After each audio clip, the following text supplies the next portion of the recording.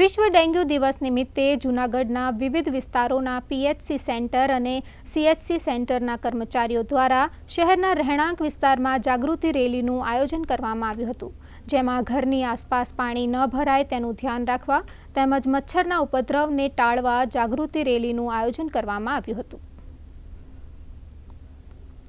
તબીબી અને બધા કર્મચારીઓ જેને આજે ડેન્ગ્યુ દિવસ તરીકે બધા લોકોને જાગૃતિ માટે રેલી કાઢવામાં આવી, જેમાં મુખ્યત્વે હમણાં ચોમાસાની શરૂઆત થાય ત્યારે